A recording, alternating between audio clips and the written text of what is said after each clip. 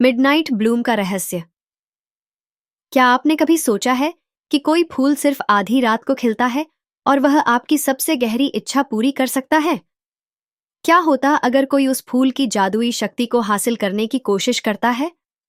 आज हम आपको एक ऐसी रहस्यमयी और रोमांचक कहानी सुनाएंगे जिसमें एक लड़की अपनी साहसिक यात्रा पर निकलती है, जहां जादू, रहस्य और एक अद्भुत फूल उसे एक खतरनाक लेकिन रोमांचक रास्ते पर ले जाते हैं।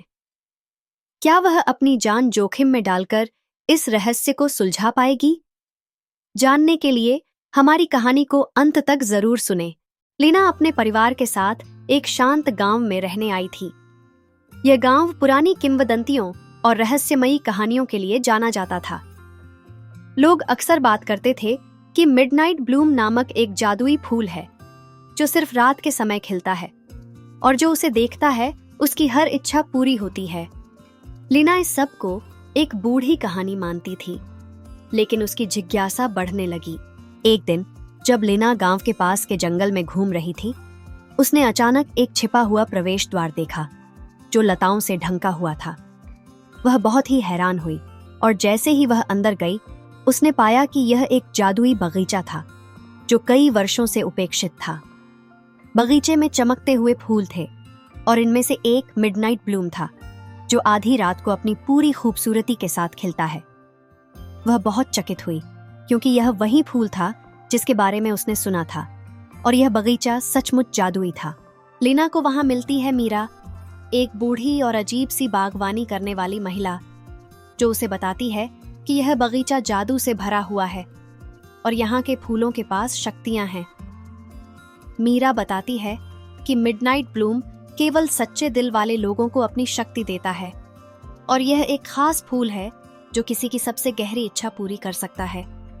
लेकिन मीरा यह भी चेतावनी देती है कि इस फूल को पाने का एक बड़ा खतरा है। लीना की खोज जारी रहती है, लेकिन तभी एक अंधेरे व्यक्ति का आगमन होता है, रावण, जो पुराने समय में बगीचे का रक्षक था। रावण ने जादुई शक्तियों को प्राप्त करने के लिए बगीचे को छोड़ दिया और अब वह फिर से आ चुका है ताकि मिडनाइट ब्लूम की शक्ति को प्राप्त कर सके और खुद को अमर बना सके। रावण लीना को धमकी देता है कि वह उसकी शक्ति का उपयोग कर केवल अपना फायदा करेगा। लीना को पता चलता है कि रावण को रोकना और बगीचे की जादुई शक्ति को बचाना अब उसकी जिम्मेदारी है। वह अपनी दोस्त मीरा और कुछ नए दोस्तों के साथ मिलकर रावण की योजना को विफल करने के लिए यात्रा पर निकल पड़ती है। इस दौरान उन्हें जादुई प्राणियों से लड़ना पड़ता है, जंगल की रहस्यमयी शक्तियों को पार करना होता है और बगीचे के रहस्यों का सामना करना पड़ता है। लीना को यह भी पता चलता है कि उसकी दादी भी कभी इस बगीचे की रक्षक थी और उसने अपना जीवन बगीचे की रक्षा में समर्पित कर दिया था। जब नीला चांद रात के आसमान में चमकता है, रावण मिडनाइट ब्लूम को जबरदस्ती खिलाने की कोशिश करता है। वह चाहता है कि फूल उसकी इच्छा पूरी करे और उसे अमर बना दे, लेकिन लीना अपने दिल से सच्ची और नेक इरादों के साथ रावण की योजना को नष्ट करने के लिए अपना बलिदान देती है।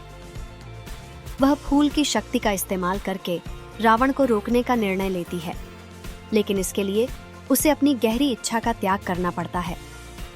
लीना ने अपने दोस्तों और बगीचे की मदद से रावण को हरा दिया और जादुई फूल को बचाया।